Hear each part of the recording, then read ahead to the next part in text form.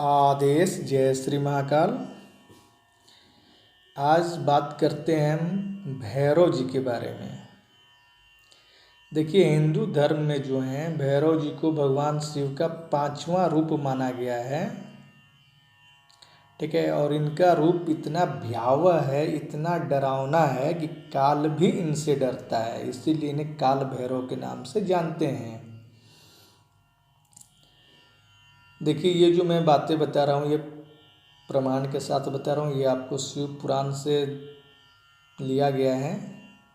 मैंने एक बार उसको थोड़ा सा पढ़ रहा था, शिव पुराण मैंने रखा हुआ है, तो वहाँ से हमें ये जानकारी मिली है, जिससे मैंने सोचा कि आप लोगों के सामने बताया जाए।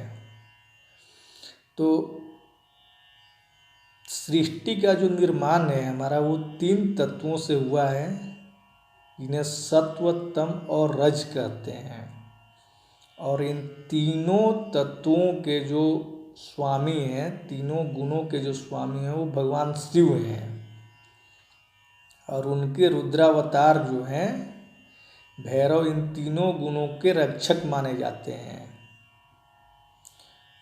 भैरव जी को जो है दिशाओं का रक्षक, और काशी जो यूपी में पड़ता है, वाराणसी, काशी का कोतवाल इन्हें बताया गया है। ये कैसे हुआ, इसकी कथा जब हम आपको बताएंगे तो इसमें आपको ये बातें पता चलेंगे कि इन्हें काशी में कब भेजा गया, इन्हें काशी का कोतवाल क्यों बोला जाता है। ठीक है, तो इसकी एक छोटी सी कथा है। एक बार क्या हुआ कि देवताओं में और ऋषि मुनियों में बहस छिड़ गई कि सबसे श्रेष्ठ देवता कौन है। ठीक है, ब्रह्मा जी हो गए, विष्णु जी और शंकर जी में सबसे श्रेष्ठ देवता कौन है। तो यहाँ पे क्या हुआ कि दक्ष संस्कृति को मानने वाले जो लोग हैं वो अपने अहंकार के अधीन होकर अपने इष्ट देव ब्रह्मा जी को सर्वश्रेष्ठ बताया, क्योंकि ब्रह्मा जी ने सृष्टि का निर्माण किया था, इसीलिए वो लोग ब्रह्मा जी को सर्वश्रेष्ठ बताने लगे। और इसके दूसरी तरफ जो है वैष्णव पंथ के लोगों का मानना था कि इस संसार का पालन पोषण जो है भगवान विष्णु जी करते हैं, तो भगवान विष्णु जी सर्वश्रेष्ठ देवता हुए। लेकिन उस भरी सभा में कोई भी देवता जो हैं या कोई भी समुदाय जो हैं वो भगवान शिव के पक्ष लेने वाले नहीं थे। इनके पक्ष में कोई न बोले, और ना ही भगवान शिव जो हैं खुद को श्रेष्ठ कहलवाना चाहते थे। इसीलिए वो इन सब बातों पे बिना कुछ बोले हुए शांत रहे, क्योंकि वो तो बाबा भोले हैं। जब वो शांत बैठे हुए थे तो इसी में ब्रह्मा जी के जो 5वां सिर है वो उत्तेजित हो गया। अहंकार के अधीन होकर वो सोचने लगा कि आखिर ये मौन क्यों है, और उन्हें भगवान शिव की वो चुप्पी जो है पसंद नहीं आई, और वो बोल पड़े कि यह असभ्य सा दिखने वाला बैरागी देव कैसे हो सकता है। ना तो इसके कुल का ज्ञान है, ना ही इसकी जाति का ज्ञान है, यहाँ तक कि इसके पास तन को ढकने के लिए वस्त्र भी नहीं है। ऐसे में भला इसे श्रेष्ठ देव कैसे माना जा सकता है।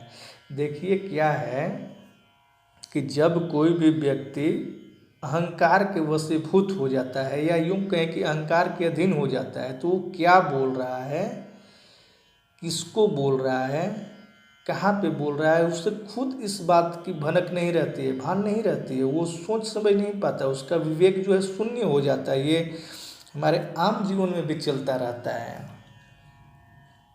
आपने भी कई लोगों को देखा होगा, हमने भी देखे हैं। ये आपको हर मोड़ पे मिल जाएंगे कि अगर उसमें थोड़े से पैसे हो गए या थोड़ा सा बुद्धि हो गया तो इतना ज़्यादा घमंड हो गया कि वो कुछ भी बोल सकता है। तो इसके बाद क्या हुआ, इसके बाद भी इतना घोर अपमान और कटु वचन सुनकर भी महादेव चुप रहे, क्योंकि वो जानते थे कि सभ्यता के विकास और इस संसार में उद्धार के लिए अहंकार की कोई जगह नहीं है। इस कारण वो शांत थे। और फिर भी जब वो शांत थे तो कहीं न कहीं उनके दिमाग में तो एक हलचल थी।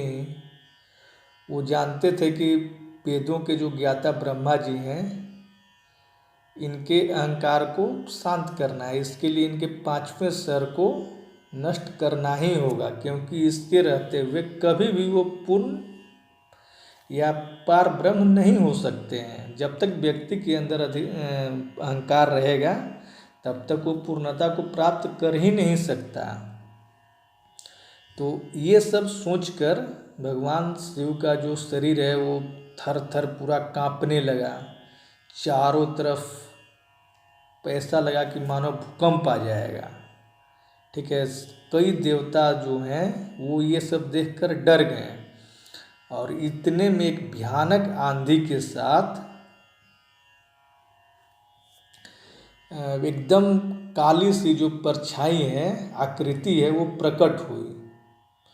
उसका रूप देखने में इतना विकराल था, भयानक था कि कई देवतागण जो है वहाँ से डर कर भाग गए। इसके बाद उस आकृति ने क्या किया कि ब्रह्मा जी के 5वें सर को अलग कर दिया। इस प्रकार जो ब्रह्मा जी हैं, सृष्टि के रचयिता जो हैं ब्रह्मा जी, वो दोष रहित हो गए। लेकिन अब क्या होता है कि ये जो काले रंग में जो विकराल आकृति, भयानक आकृति वाले जो प्रकट हुए थे, यही भैरव जी थे। और भैरव जी ने तो उनके 5वें सर को अलग कर दिया। और इस कारण उन्हें ब्रह्म रूपी पाप उनका पीछा करने लगी। जहाँ भी वो जाते एक आकृति उनका पीछा कर रहे थे। इससे बचने के लिए वो तीनों लोकों में भटकते रहे, कई वर्षों तक भटकते रहे। जब वो थक गए तो फिर उन्होंने अपने इष्ट देवता भगवान शिव का ध्यान किया और उनसे मदद मांगी। तो बाबा तो बोले हैं, वो तुरंत प्रकट हो गए। वो उसके बाद भगवान शिव ने कहा कि आप मेरे प्रिय नगरी वाराणसी चले जाएं और वहीं पे अपना निवास स्थली बनाएं, क्योंकि वाराणसी जो है, काशी, वो एक पवित्र स्थल है और वहाँ पर जाने से ही व्यक्तियों के पाप नष्ट हो जाते हैं, ऐसा माना जाता है। इसके बाद उन्होंने, भैरव जी ने, वहाँ से सीधे वाराणसी आ गए और यहीं पे उनकी निवास स्थली बन गई और तब से वो काशी के कोतवाल कहलाए हैं। उसके बाद से भैरव जी जो हैं काशी में ही निवास करने लगे। देखिए, कोई भी यदि आप पूजा करते हैं, ठीक है, खैर इसके बारे में मैं थोड़ी देर बाद बताऊंगा।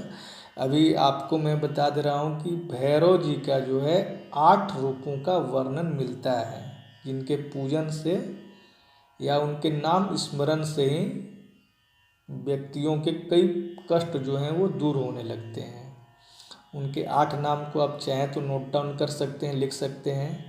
पहला है क्रोध भैरव, दूसरा असितांग भैरव, चंड भैरव, रूरू भैरव, उन्मत्त भैरव, कपाल भैरव, भीषण भैरव, संहार भैरव। देखिए, भैरव जी का जो है उन्हें भगवान शिव का गण बताया गया है और इनकी जो सवारी है वो श्वान है, मतलब कुत्ता है। ठीक है, भैरव जी को जो है तंत्र विद्याओं का भी देवता माना गया है, तंत्र मंत्र का। इन्हें कोई भी व्यक्ति या कोई भी साधक अगर तंत्र संबंधी कोई भी कार्य करता है, कोई भी अनुष्ठान करता है, कोई भी साधना करता है, तो उसमें भैरव जी की पूजा अवश्य ही होती है। इनकी पूजा के बिना साधना पूरी हो ही नहीं सकती, साधना अधूरी रहती है। अगर इनकी कृपा मिल जाए तो साधना निर्विघ्न पूर्ण होती है। जो भी साधक हैं, यदि किसी साधना को किए हैं तो वो इस बात को जानते हैं। हवन आहुति समय भी भैरव जी के नाम की आहुति दी जाती है। जो लोग इनकी पूजा करते हैं उनके घर में, परिवार में हमेशा सुख समृद्धि रहती है और उनके स्वास्थ्य की रक्षा होती है। आप कोई भी पूजा करते हैं तो इनके नाम की आहुति आप दे सकते हैं, घर में भी दे सकते हैं, इसके कोई दुष्परिणाम नहीं है, ये आपको हमेशा फ़ायदा ही करेंगे। इसीलिए यदि कोई बोलता है कि घर में पूजा करते हैं तो आप आहुति नहीं दे सकते हैं, तो इन सब बातों को आप दिमाग से निकाल दें। ठीक है, अब आते हैं कि ब्रह्मा जी का जो 5वां स्तर है जिसे हटा दिया गया या गुप्त कर दिया गया, ये आखिर कहाँ गया, इसका क्या हुआ। तो इसी गुप्त स्तर को जो गुप्त किया गया उसे पंचम वेद कहा जाता है, जो गुरुजनों के मस्तिष्क में रहता है, और इसका लाभ आप भगवान भैरव जी की कृपा से ही प्राप्त कर सकते हैं। यूँ तो हमारे धर्म ग्रंथ में ऐसे कई संकेत रहस्य भरे पड़े हैं, आपको सिर्फ ज़रूरत है उनका विश्लेषण करने की, अनुसंधान करने की। तो आज के लिए बस इतना ही। अगर आपको किसी भी प्रकार की समस्या हो तो आप हमसे संपर्क कर सकते हैं, या मन में कोई सवाल हो तो आप पूछ सकते हैं। हमारे टेलीग्राम ग्रुप को चाहें तो ज्वाइन कर सकते हैं, उसका लिंक यहाँ पे दिया हुआ है, उसका कोई भी चार्ज नहीं है। आदेश। जय श्री महाकाल।